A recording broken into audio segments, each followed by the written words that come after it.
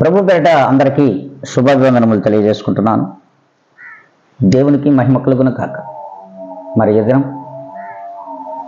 దేవుని యొక్క గొప్ప వాగ్దానాన్ని మనమందరం చూడబోతున్నాం. అది కీర్తనలు 56 మరి 4వ వచనం. దేవుని యందు నమ్మిక ఉంచి ఉన్నాను, నేను భయపడను. దేవుడు స్పష్టంగానే అందరితో మాట్లాడుతున్నాడు. మన యొక్క నమ్మకం ఎవరి మీద ఉంచాలి, మన యొక్క నమ్మకం మరి ఎందులో ఉంచాలి అనేది దేవుడు స్పష్టంగా తెలియజేస్తున్నాడు.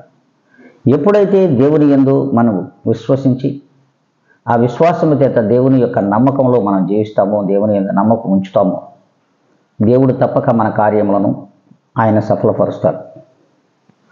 మరి ఏ రోజైనా సరే మనం ఆ దేవుని యందు నమ్మకం ఉంచేవారిగా ఉన్నామా అంటే లేదు. కేవలం దేవుని యొక్క ఆశీర్వాదములు మనకు కావాలి. దేవుని యొక్క ఆశీర్వాదములతో మనం వృద్ధి చెందాలి.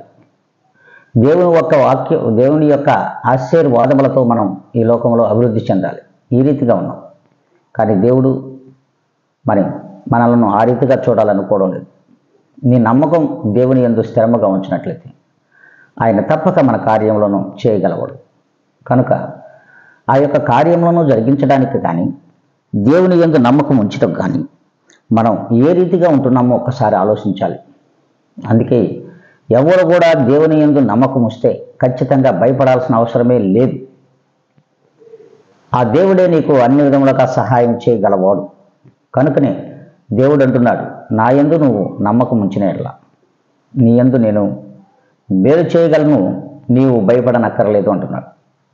మరి ఈ రీతిగా మనం ఏ దినం నుండి అయినా సరే దేవునిలో అనుదినము ప్రార్థనలో కానీ, ఆయన వాక్యమునందు కానీ, ఆయన యొక్క ఆజ్ఞల యందు కానీ, ఆయన కట్టడల యందు కానీ నమ్మకం ఉంచిన ఎడల, ఆ నమ్మకంతో దేవుణ్ణి ఎత్తుకొని జీవించిన ఎడల ఖచ్చితంగా మన కార్యములను ఆయన జరిగించగలడు. అందుకే ఆయన యందు భయభక్తులు లేని జీవితాలు మనం ఉంటాయి. అందుకే భయపడనక్కర్లేదు అంటున్నాడు. భయపడకుడి అంటున్నారు. కేవలం దేవుని యందు నమ్మకం ఉంచడం వల్లనే. ఈ యొక్క వాక్యాన్ని మనం వాగ్దానంగా మన హృదయములలో ఏ దినమైనా సరే ఎత్తుకున్నట్లయితే, మరి వాక్యానుసారమైనటువంటి జీవితంలో నడిచినట్లయితే ఖచ్చితంగా మనకు భయం అక్కర్లేదు. ఆ రీతిగా మనం ఉన్నామో లేదో ఆత్మ పరిశీలన చేసుకొని ఈ ప్రార్థనలో ఏకీభించాలని ప్రభు పేరిట చేసుకుంటున్నాను. మహాగణుడ, సర్వోన్నతమైన స్థలములో నివసించున్న మా ప్రియ గొప్ప పరలోక తండ్రి, ఇదిగోనైనా ఈ ఉదయకాల సమయంలో మీరు ఇచ్చిన ఈ గొప్ప వాగ్దానం చేత మేము అందరము నడవడానికి కృప చూపండి. కేవలం నాయన మేము నొర్లము కనుకనే లోకం వైపు, లోకంలోని వ్యక్తుల వైపు చూస్తున్నాం. అలా కాకుండా ఇక మీదట నేను మీ యొక్క నామం వైపు నమ్మకం ఉంచి ఆ నమ్మకంతో మీలో భయం లేకుండా మీ కట్టడలను అనుసరించి, ఆజ్ఞలను అనుసరించి మీలో జీవించడానికి కావలసిన గొప్ప సహాయమును మాకందరికీ దయచేయమని యేసుక్రీస్తు యొక్క గొప్ప ఘనమైన నామములో నన్ను నేను మిక్కిలిగా తగ్గించుకొని అడిగి పెట్టుకొని ప్రార్థించి పొంది ఉన్నాం మా ప్రియ గొప్ప పరలోక తండ్రి. ఆమేన్.